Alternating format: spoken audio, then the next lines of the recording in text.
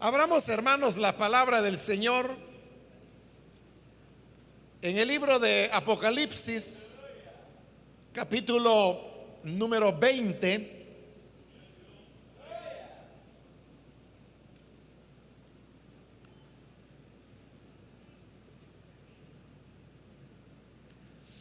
Y ahí vamos a leer la palabra del Señor en la continuación del estudio que estamos desarrollando en este último libro de la Biblia. Dice Apocalipsis capítulo 20, versículo 11 en adelante: luego vi un gran trono blanco y a alguien que estaba sentado en él. De su presencia huyeron la tierra y el cielo sin dejar rastro alguno. Vi también a los muertos, grandes y pequeños, de pie delante del trono. Se abrieron unos libros y luego otro, que es el libro de la vida. Los muertos fueron juzgados según lo que habían hecho, conforme a lo que estaba escrito en los libros. El mar devolvió sus muertos, la muerte y el infierno devolvieron los suyos, y cada uno fue juzgado según lo que había hecho. La muerte y el infierno fueron arrojados al lago de fuego. Este lago de fuego es la muerte segunda. Aquel cuyo nombre no estaba escrito en el libro de la vida era arrojado al lago de fuego. Amén. Hasta ahí dejamos la lectura. Hermanos, pueden tomar sus asientos, por favor.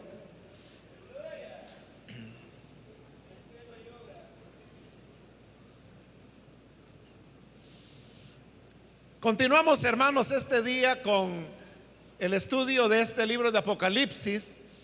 En la última oportunidad vimos la derrota definitiva de Satanás y cómo él fue lanzado al lago de fuego que arde con azufre, donde también estaban ya el falso profeta y la bestia.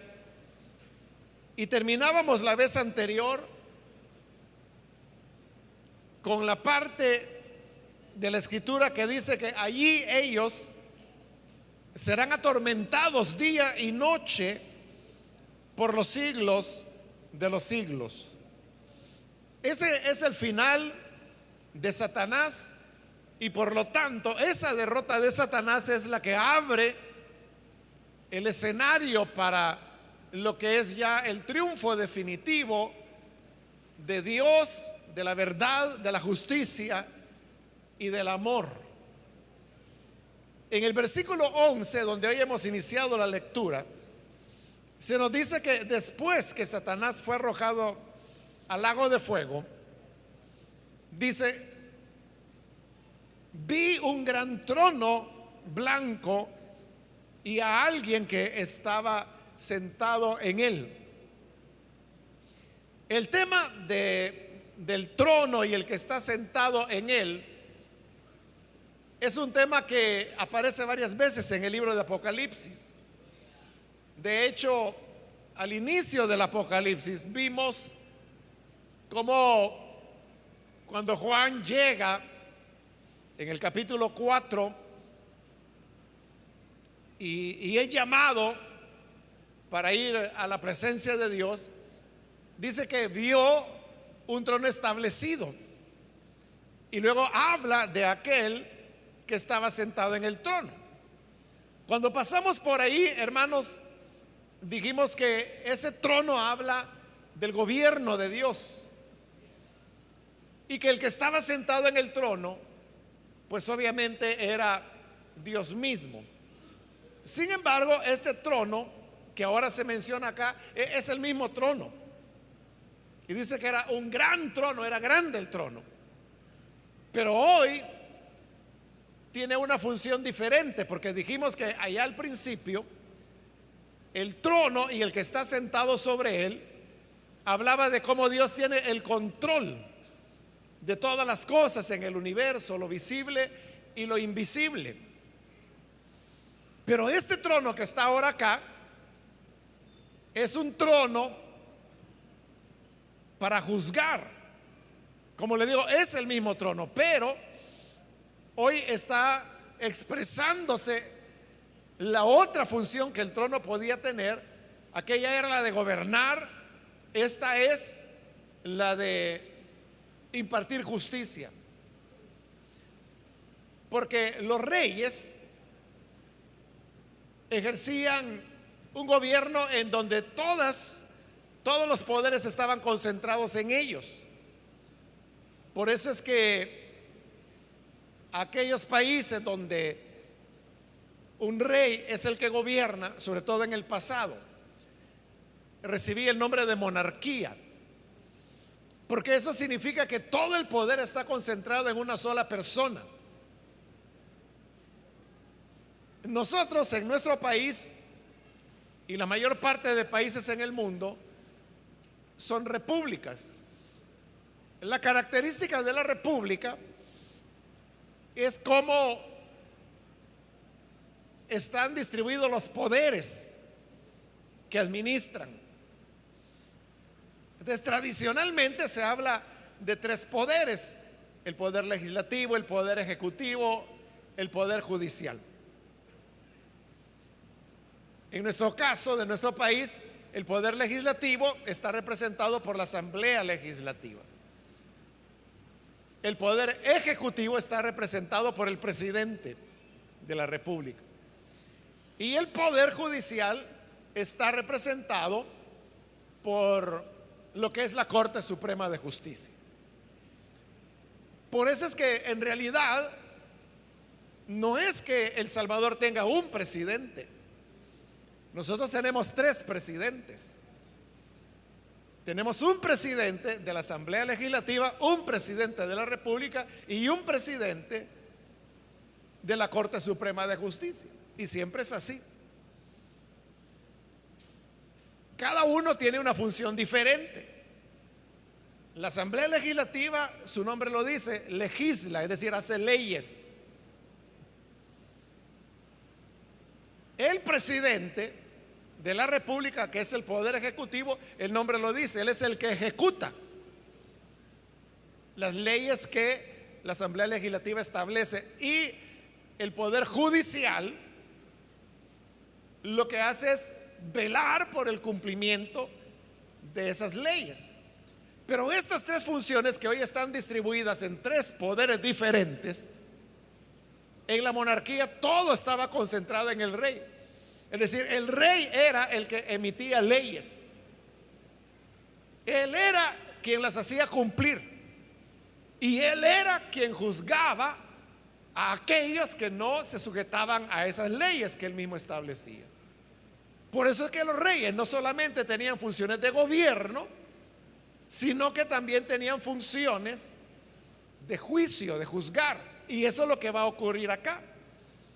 Porque lo que viene es lo que se llama el juicio final, que también se le da el nombre de el juicio del gran trono blanco, porque así es como el pasaje comienza, hablándonos que vi un gran trono blanco. Y luego dice, y a alguien que estaba sentado en él. ¿Quién era el que estaba sentado en el trono? Pues ya lo dijimos en las menciones anteriores del trono, que era Dios. Y si queremos hablarlo más específicamente, es Dios el Padre.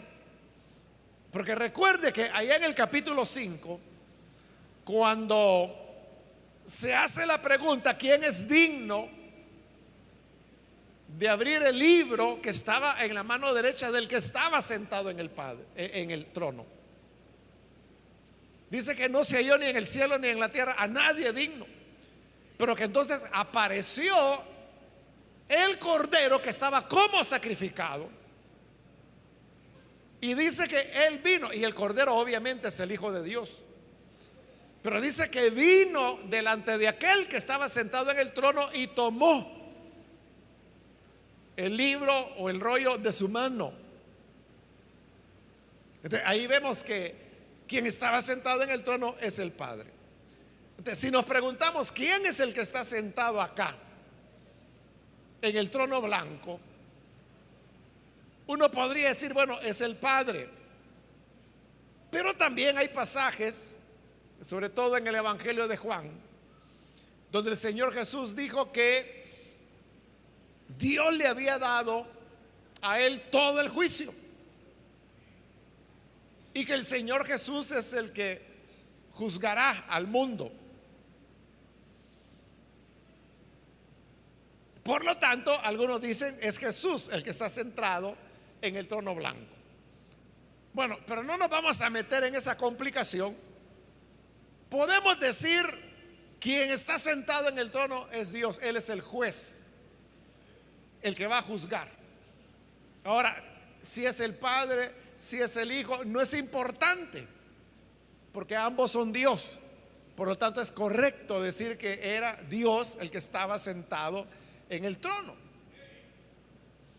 Ahora dice la segunda parte del versículo 11: de su presencia huyeron la tierra y el cielo sin dejar rastro alguno.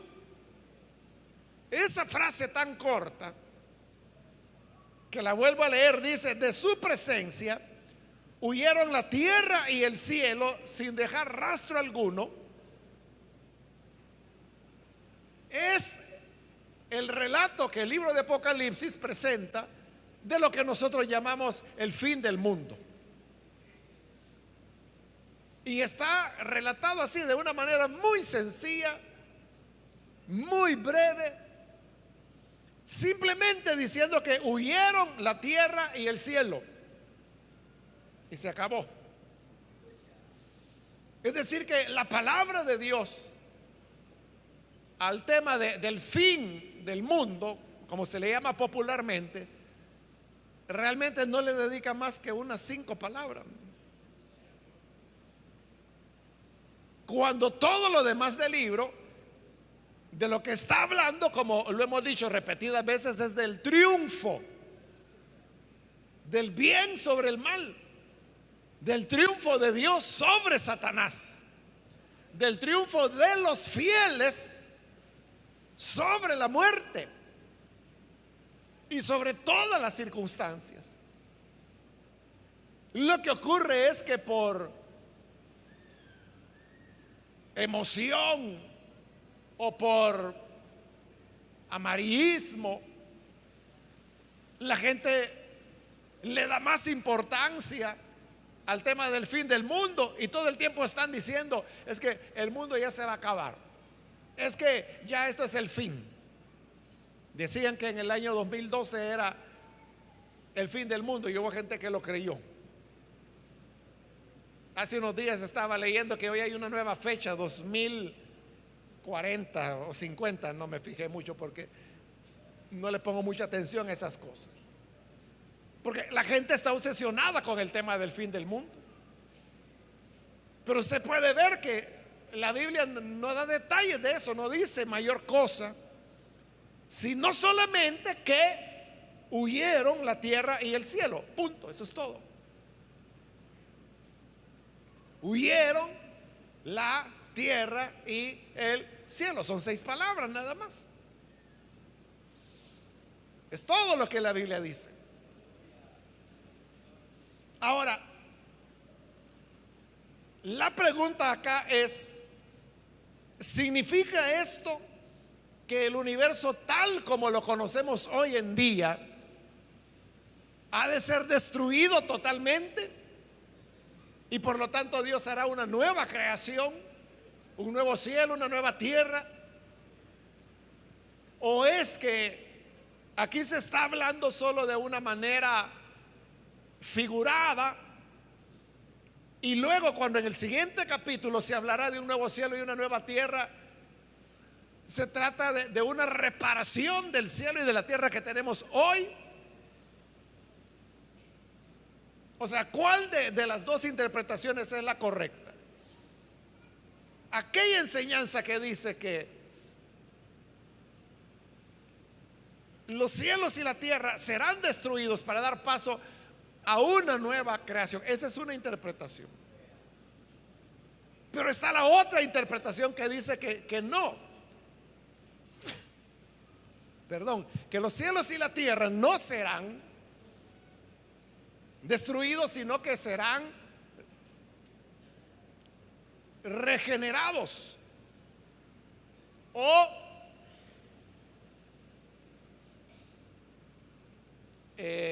reconstruidos, si se quiere. La verdad es que es un tema difícil de poderlo decidir, porque hay base tanto para lo uno como para lo otro. Cuando allí dice que huyeron la tierra y el cielo y no dejaron rastro alguno, es decir, no quedó nada de ellos, uno lo entiende como que se trata de una destrucción. Sin embargo, el lenguaje que se utiliza no necesariamente implica eso, porque lo que se está diciendo es que delante de la presencia del Señor huyeron la tierra y el cielo.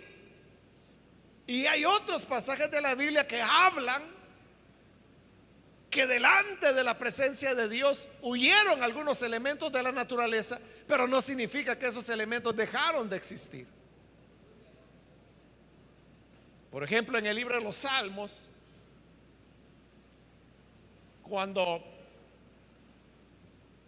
se relata el paso del pueblo de Dios a través de las aguas, el Salmo hace la pregunta y dice: oh mar, ¿qué es lo que vistes que te hizo huir? Ahí tiene que dice que huyó el mar. Pero ¿qué significa que el mar dejó de existir cuando el pueblo de Israel pasó a través de las aguas? No dejó de existir. Lo único que hizo fue apartarse. Pero esas palabras que el mar huyó de los salmos son las mismas palabras que se están diciendo aquí, que huyeron la tierra y el cielo.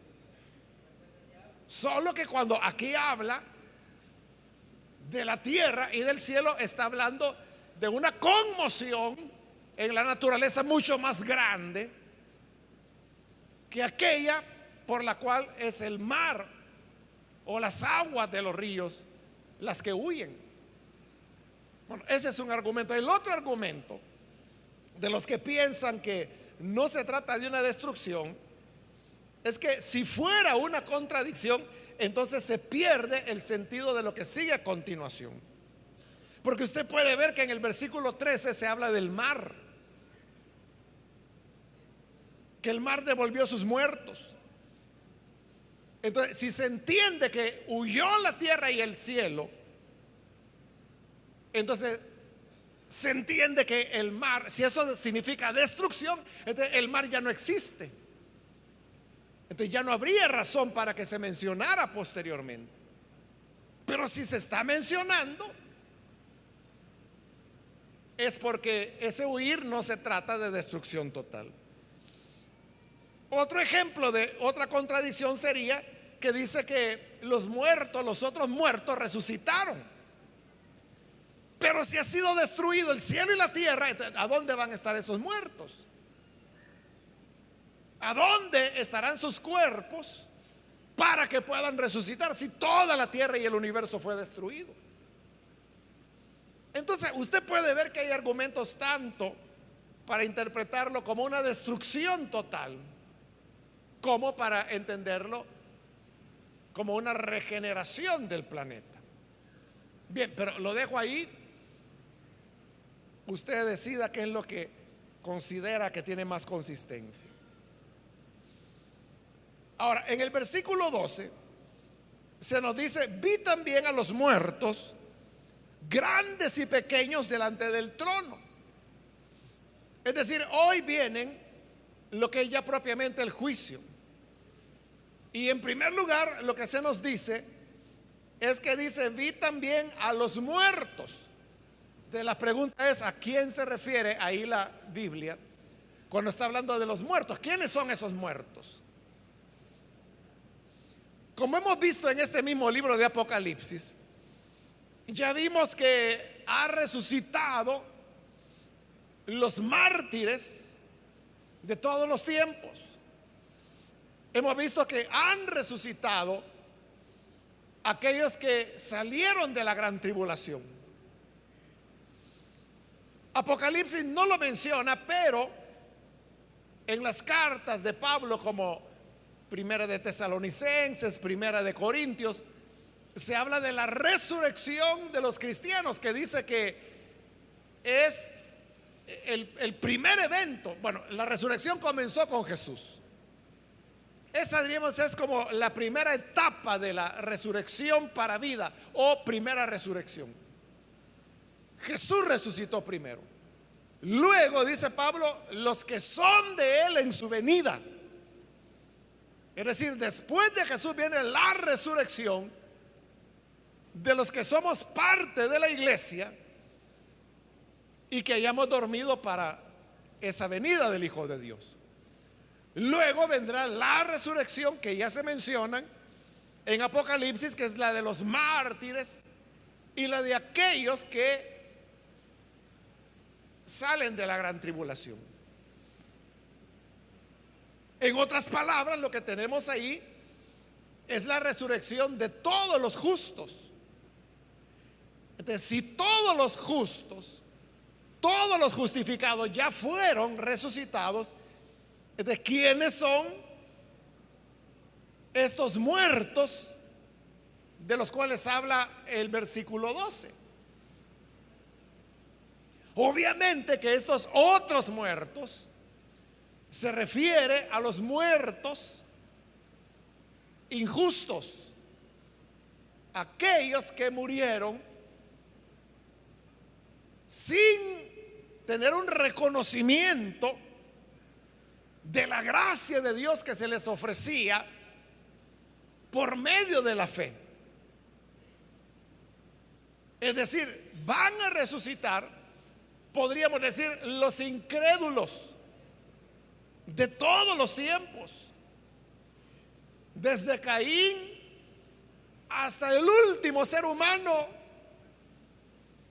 que nazca, cuando este juicio final sea establecido, y que no tuvieron fe en la gracia del Señor. Y dice que ahí estaban los muertos, grandes y pequeños. Cuando habla de grandes y pequeños, significa que ahí no hay diferencia entre lo que el mundo llama grande y lo que el mundo llama pequeño.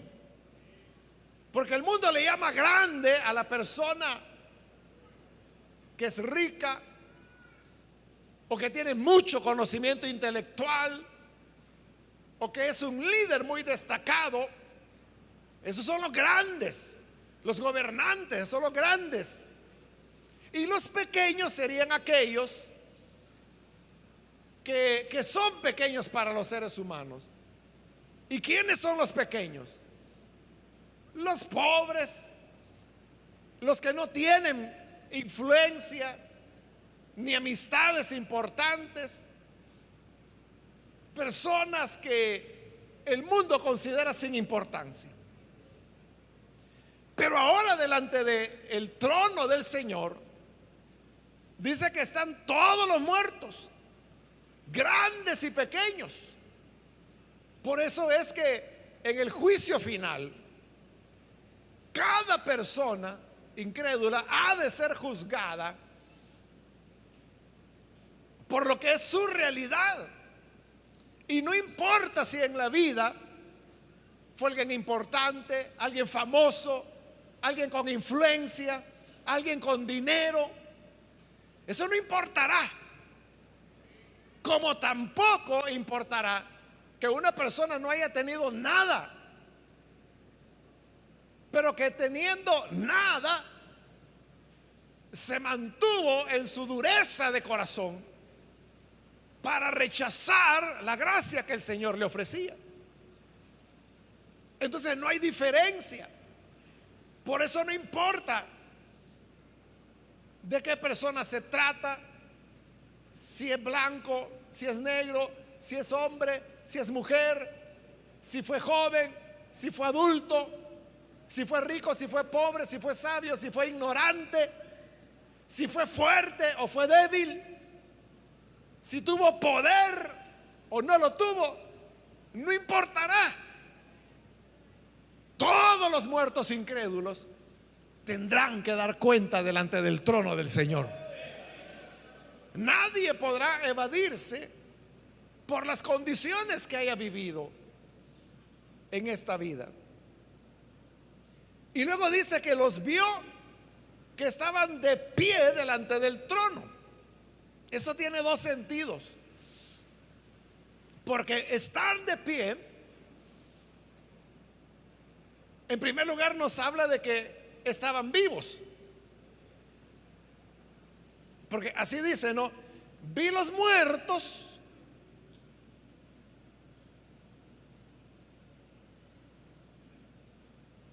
grandes y pequeños de pie. Pero vea, vi los muertos de pie. Usted sabe que un muerto no puede estar de pie, pero dice que él vio los muertos de pie. Entonces, ¿qué significa eso? Que habían resucitado. Porque no hay ahí una mención que se haga a resurrección, pero obviamente la hay. No hay otra manera en que esos muertos puedan estar de pie. Ese es un sentido. El otro sentido es que la persona a ser juzgada siempre estaba de pie delante del juez. El juez era el que estaba sentado y era el acusado el que estaba en pie. Bueno, eso es hasta hoy en día. Así es hasta hoy en día, hermano. Porque cuando un juez va a dictar sentencia, porque ya terminó la audiencia, ya presentaron las pruebas que inculpan a la persona o que descargan la culpa, pero cuando ya el juez va a dictaminar sentencia, que va a decir si es inocente o no, siempre al acusado o la persona que está siendo juzgada se le pide que se ponga de pie, aún hoy en día. Tiene que estar de pie y entonces el juez ya lee su resolución donde dice si la persona es culpable o no. Ahí dicta sentencia. Entonces, estos estaban en pie también porque eran los que iban a ser juzgados.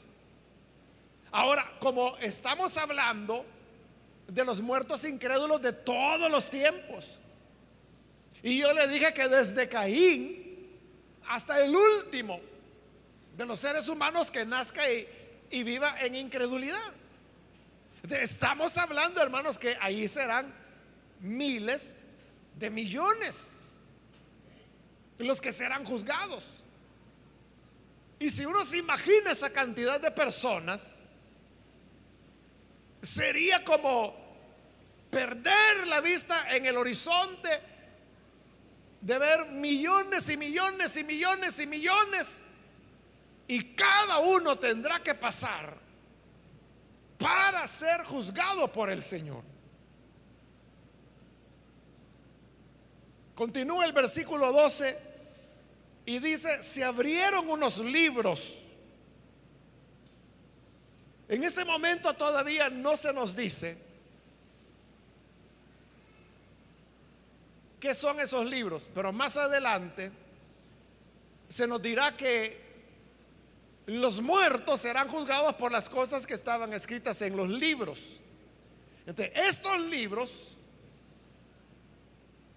son aquellos donde está la evidencia, voy a decir, de todo lo que las personas han hecho, dicho y pensado, y lo que dejaron de hacer en toda su vida. Por eso se le llaman los libros de las obras. Y esto hace sentido con otros pasajes de la Escritura, como cuando el Señor, por ejemplo, dijo que de toda palabra ociosa que saliera de nuestra boca, hemos de dar cuenta. Usted sabe que hay gente que es muy descuidada en su hablar y habla vulgaridades y habla mentiras y habla palabras soeces.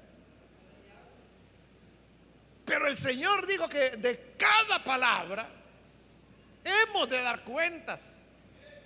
Ahora, esa persona que habla esas palabras, ni ella recuerda todas las malcrianzas y vulgaridades que ha dicho a lo largo de su vida. Ni siquiera lo que dijo en enero de este año, no lo recuerda. Pero como el Señor dijo que de cada palabra, Él no dijo de las que recuerden, Él dijo de cada palabra tendrán que dar cuenta. Es porque en estos libros de las obras todo está escrito, todo está detallado. Aún aquellas cosas que la persona ya no recuerda y que lo olvidó porque quizá lo hizo hace 12, 20, 30 años atrás, no lo recuerda. Pero el Señor no lo olvida. Ahora, probablemente los libros no sean literales, pero lo que se nos quiere enseñar es que a Dios no se le escapa ningún detalle y que Él los recuerda a todos. Y eso es lo que habla de la seriedad de la vida, porque eso significa que las personas serán juzgadas por todo lo que hayan hecho en la vida. La gente, como le digo, hace fiesta, habla vulgarmente, no pone freno a su lengua. Otros roban, otros mienten, otros engañan, otros hacen diferentes tipos de maldad. Muchas de ellas en lo oculto, escondidos, porque saben que es malo lo que está haciendo. Así lo dice la Escritura, que aquel que sabe que sus obras son malas, ese no viene a la luz, porque sabe que si viene a la luz, todos se darán cuenta que sus obras son malas. Entonces, evita la luz. Pablo también dice: los que se emborrachan de noche se emborrachan, los que hacen maldad de noche hacen maldad. Precisamente porque lo que quiere es que la oscuridad de la noche le oculte, que no lo vayan a reconocer. Pero el Señor tiene cuenta de todo eso. Y nadie se va a escapar. Nadie, hermano,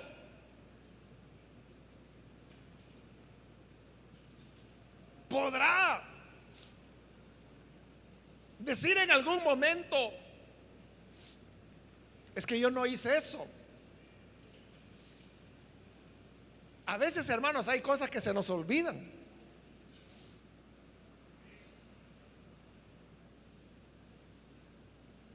¿A usted le ha pasado que alguna vez se le ha olvidado algo? Y usted asegura que no hizo eso, que no ocurrió eso. Pero cuando uno ve, hermanos, las pruebas, las evidencias, se da cuenta que sí verdaderamente ocurrió. Usted dice: no, yo nunca dije eso, o no, yo nunca fui a ese lugar, porque olvidamos. Pero Dios no olvida. Hace un tiempo me pasó eso. Un hermano me dijo en una ocasión: hermano, me dice, estuve escuchando, me dijo, el mensaje que usted predicó, en el estadio de San Miguel, me dijo. Y yo le dije, no, hermano, usted está equivocado, le dije. Yo ni conozco el estadio de San Miguel, le dije. ¿Cómo no? Me dijo, ¿usted estuvo ahí? ¿Estuvo en evento? No, le dije. Yo he estado en eventos en el estadio de Santa Ana, en los estadios de San Salvador, en el gimnasio, pero en San Miguel no, ni conozco, le digo. Pero, ¿cómo no, hermano? Me decía. ¿Usted estuvo? No, le decía. Y hasta me dijo, el cantante fue fulano, me dijo. En ese evento el cantante, no me recuerdo si Roberto Orellana, algo así había sido. Y usted predicó, me dijo. Y yo tengo la predicación, la estuve oyendo. Bueno, que oyó la predicación de seguro, pero no fue en el estadio. Es que yo nunca he estado en el estadio de San Miguel. Bueno, ya no me dijo nada el hermano. Pero a los días me empezó a mandar fotos del evento donde estoy predicando en el estadio de San Miguel. Y de verdad, hermano, mire, yo con toda seguridad estaba seguro que nunca había estado en ese estadio, que nunca había ido a un evento. Y decía, pero ¿por qué? O sea, si cuando fueron los grandes eventos de la misión, a mí nunca me tocó ir a San Miguel. Y la radio, dije yo, nunca. La radio Restauración de San Miguel no hace eventos en el estadio. Entonces, no, decía yo. Pero fue un evento que se hizo en algún momento, que el hermano me dijo el año, pero ya no me acuerdo. Pero hermano, yo aseguraba y a él le aseguré y le decía que no, usted está equivocado, que yo ni conozco este estadio. Y estuve predicando ahí. Claro, eso fue, hermanos, hace más de 20 años, entonces yo no lo recuerdo. Entonces, a veces le pasa a uno así que uno dice, no, yo no estuve ahí, yo no dije eso, no, yo no vi a esa persona. Y usted lo dice con sinceridad, de verdad, ya no lo recuerda. Pero el Señor todo lo tiene anotado. Todo lo lleva anotado. Así es. Conozco a un hermano a quien yo le tengo mucho aprecio, que él es muy ordenado, pero desde hace décadas él lleva anotado todo. Y cuando digo todo me refiero a cada culto que se ha celebrado en la iglesia.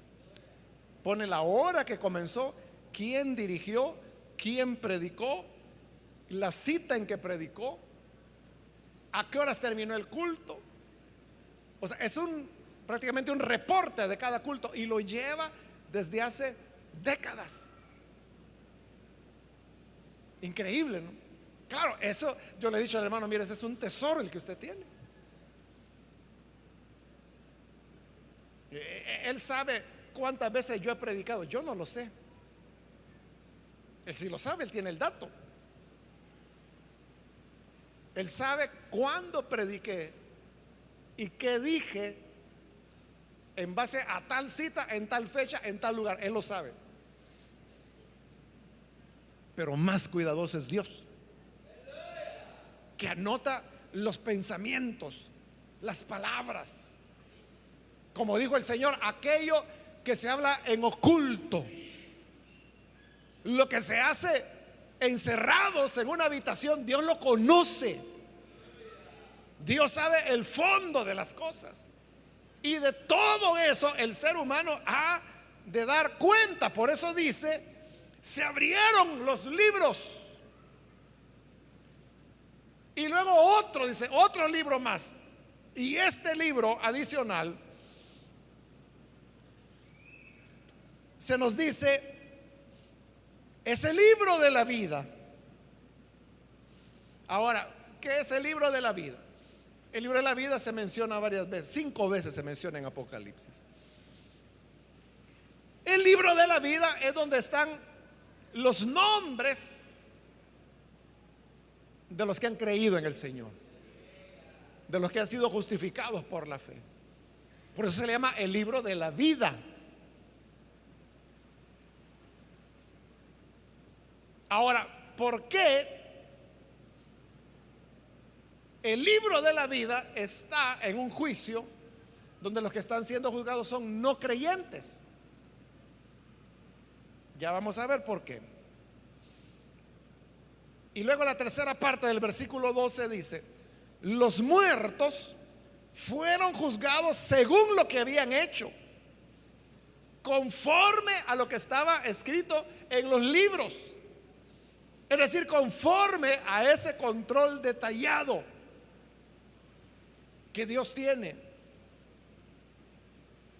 de cada persona, serán juzgados por eso. Es decir, hermanos, ahí es donde tenemos la justicia de Dios.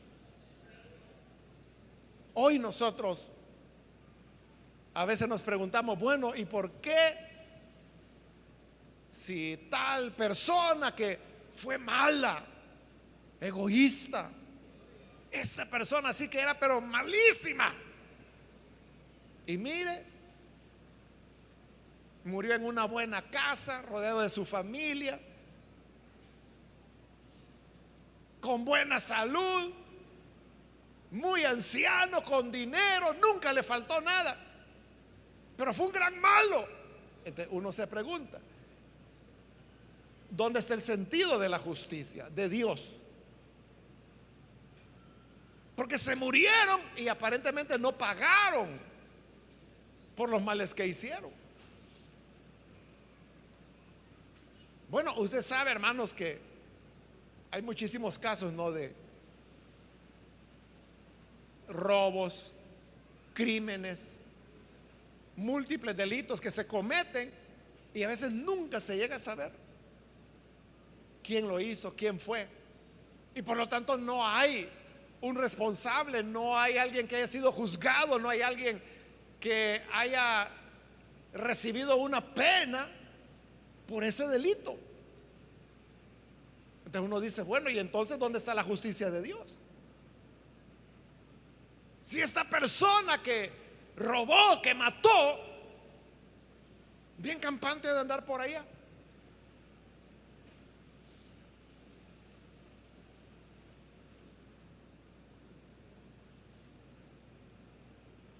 Pero la justicia de Dios está aquí. Y es que como todo está escrito detalladamente, pudieran haber escapado de la justicia humana. Pudiera ser que nunca fueron juzgados, pudiera ser que nunca fueron a prisión. Y llega el momento en que se mueren, y como le digo, se mueren en paz, saludables, bien comidos, bien vestidos. Pero eso no significa que se le escaparon, porque los muertos estarán en pie y fueron juzgados por las cosas que estaban escritas en los libros. Dios juzgará a cada uno. Ha habido, hermanos, hombres perversos en la historia. Hitler inició una guerra donde aproximadamente 60 millones de seres humanos murieron. Y cuando ya iba a llegar el momento que lo iban a atrapar, se suicidó y se mató. Uno diría, bueno, se escapó este. Bueno, se escapó de la justicia humana, pero un día tendrá que estar en pie delante del gran trono blanco del Señor para dar cuenta de cada uno de sus hechos. Y así ha habido genocidas, matarifes en diferentes lugares y en diferentes épocas, y muchos de ellos escaparon. Nunca se supo qué fin tuvieron. Criminales que huyeron, los años pasan, no los logran ubicar, no los atrapan, pero han pasado tantos años ya que se les supone muertos. Entonces uno diría, bueno, nunca pagaron ante la justicia humana no, pero todavía está pendiente del otro lado, al otro lado de la puerta. Como dice una alabanza, ¿no? Cuando pases por la puerta grande, ahí no importará quién eras o qué tenías, sino que ahí lo que vale es lo que eres, lo que fuiste en esencia, y serás juzgado por cada una de las cosas que están escritas y que hiciste a lo largo de tu vida. Todo está registrado y todo se pagará. Dice el versículo 13: el mar devolvió sus muertos. Y luego dice: la muerte y el infierno devolvieron los suyos. Entonces, ¿por qué separa a los muertos que murieron en el mar de los muertos que estaban en el Hades? Porque los antiguos en esta época tenían la idea que la entrada al Hades estaba en la tierra. Entonces ellos se hacían la pregunta: ¿qué ocurre con aquellos que mueren en el mar? Si la entrada al Hades está en la tierra, entonces el que muere en el mar, ¿cómo entra al Hades? Entonces ellos decían: no entra al Hades, se quedan en el mar. Entonces, por eso es que está diciendo que el mar entregó a sus muertos. Y luego dice: la muerte. Bueno, esa es una redundancia, ¿no? Porque lo que está ocurriendo es que los muertos están resucitando. Aquí ya los justos ya resucitaron antes. Aquí están resucitando los injustos. Pero entonces todos se les están escapando a la muerte.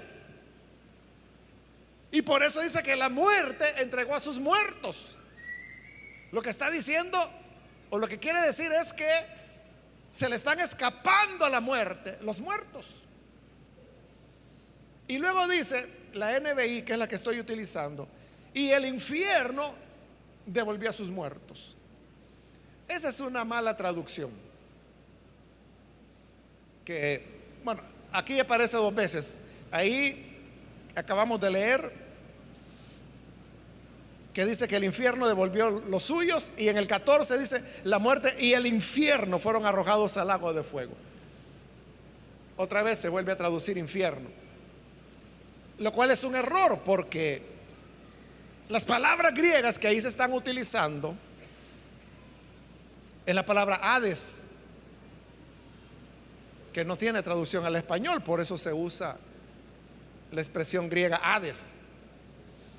Y cuando el Nuevo Testamento habla del infierno, es la palabra Gehenna, que no aparece aquí. Ese es un error de traducción y que lleva a malas interpretaciones doctrinales. Porque ¿cómo va a ser que el infierno es arrojado al infierno? Eso es lo que dice ahí, ¿no? En el versículo 14: la muerte y el infierno fueron arrojados al lago de fuego. El lago de fuego es el infierno. Entonces, ¿cómo es que el infierno es lanzado al infierno, no? Está este error en este pasaje, y está también en Lucas capítulo 16, cuando habla del hombre rico y Lázaro, que dice que se encontraron en el Hades.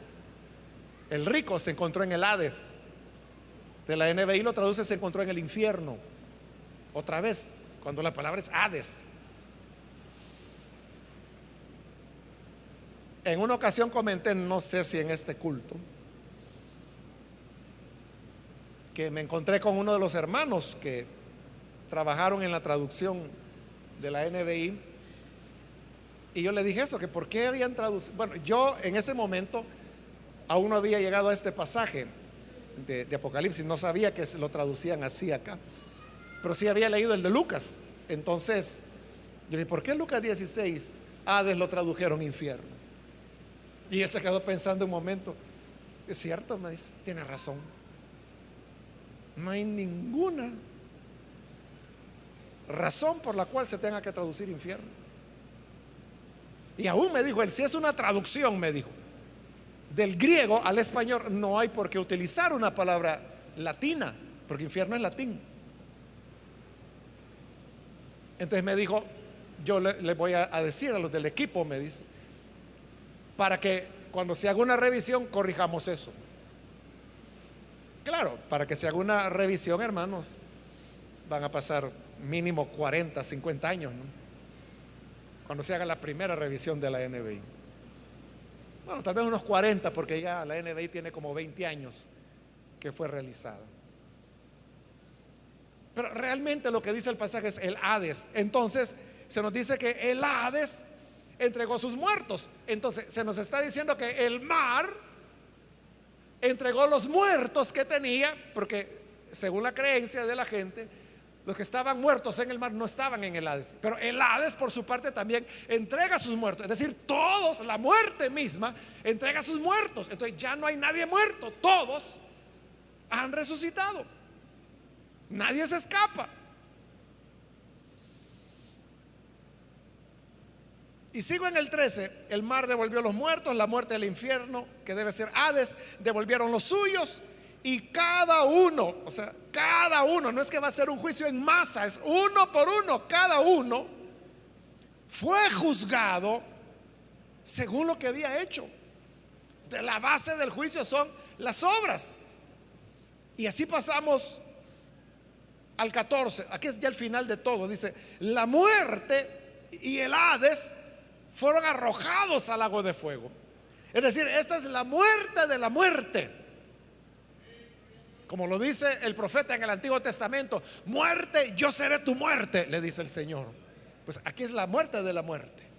Cuando la muerte es arrojada al lago de fuego o infierno, deja de existir la muerte. El Hades es arrojado también, que es la habitación de los muertos. Ya no habrá más muerte. Este lago de fuego, dice, es la muerte segunda. Está hablando de la condenación eterna.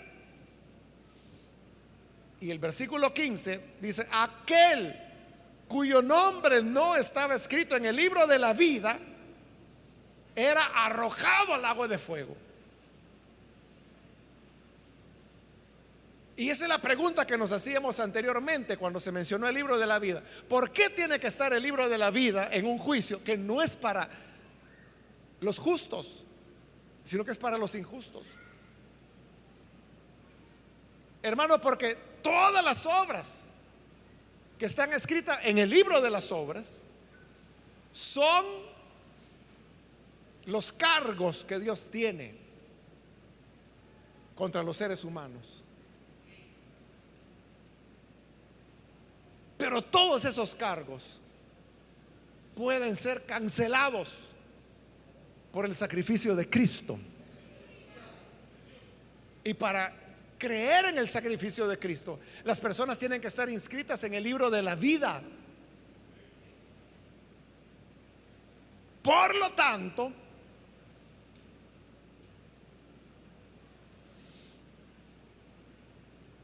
el libro está acá como la prueba final. Es decir, que a todas las maldades que los hombres hicieron en su vida y que están en los libros de las obras, se les va a sumar el último cargo. Y el último cargo es: ¿cómo te llamas? Juan González. Y van a comenzar a buscarlo en el libro de la vida. No aparece. Entonces sobre todo lo que hiciste, sobre todas tus obras malas, se te añade que no creíste en el Salvador. Y como dice las cartas de Juan, esta es la condenación: que la vida vino a la tierra en Jesús, pero los hombres lo rechazaron. Es el pecado final que los deja sin excusa, y por eso dice que fueron arrojados al lago de fuego. Y ahí es el final. Ahí se acaban todos los malos ya. Bueno, ahí se acaba todo el mal. Ya no hay más mal que acabar. Todo está acabado. Ya se acabó la bestia, ya se acabó el falso profeta, ya se acabó la gran ramera, que era la religión prostituida, ya se acabó la Babilonia comercial, la Babilonia religiosa, el mundo, Satanás. Y ahora los malos de todos los tiempos. ¿Qué más mal queda? Ya no hay nada. Por eso es que en el siguiente capítulo lo que viene son las visiones de la vida eterna. Para los que creemos en el Señor, quiero decirle que nuestras obras también Dios las fue anotando en el libro de las obras. Y ahí Él anotó todo, desde el momento en que nacimos. Todas nuestras muestras de egoísmo, nuestras mentiras, nuestras miradas malas, nuestras malas palabras, si robamos, si mentimos, si adulteramos, si fornicamos, si fuimos idólatras, si participamos de hechicerías. Todas las maldades, todo fue escrito en el libro de las obras. Todo fue registrado, todo lo que hicimos. Pero hoy si vamos a la página donde Dios escribió sus obras, para usted que es creyente, en la página donde estaba escritas sus obras, hoy no se puede leer porque esa página está cubierta de rojo. El rojo de la sangre del Hijo de Dios. Fueron cubiertas ya. Y no solo cubiertas, fueron borradas por la sangre del Hijo de Dios. Entonces, no es que usted no haya hecho maldades, las hizo, pero el sacrificio de Cristo nos dejó más blancos que la nieve. Como dice el profeta Isaías, con una blancura que ningún lavador de la tierra puede dejar así de blancas nuestras vestiduras, como lo hace la sangre del Señor. Y por eso es que nuestros nombres están inscritos en el libro de la vida. Y usted ve, nadie va al infierno si su nombre está escrito en el libro de la vida. Si su nombre está escrito en el libro de la vida, jamás usted irá a condenación. Nunca. Porque nunca nadie es borrado del libro de la vida. Lo vimos en el capítulo 3, donde el Señor dijo: y no borraré su nombre del libro de la vida. Lo que Él dice lo hace, y Él dice: no lo borraré, no lo va a borrar. Por lo tanto, Cristo es el camino, la vida, la salvación. Y es la manera. ¿Cómo podemos estar listos para el día en que Jesús venga por su pueblo? Nosotros no vamos a estar en este juicio. Ya le dije, este juicio es para los incrédulos. Nosotros no vamos a pasar por ahí. Por eso es que el Señor Jesús dijo que para los que creían no vendrán a juicio, dijo él. No vendrán a juicio, ya pasaron de muerte a vida. Entonces, si usted todavía no ha creído en el Señor, hoy es el momento para que lo pueda hacer. Vamos a cerrar nuestros ojos. Padre, gracias te damos por las personas que están aquí, como aquellos que a través de televisión, radio, internet están abriendo sus corazones para recibirte como Salvador. Te pido, Padre, que perdones a cada uno, que esa sangre que borra nuestros pecados pueda, Señor, cambiarnos, lavarnos, borrar todos esos hechos de maldad por la sangre preciosa de tu Hijo. Y ayúdanos para que todos llevemos una vida que te sea agradable y con la cual demos honras a tu nombre. Por Jesucristo nuestro Salvador lo pedimos. Amén.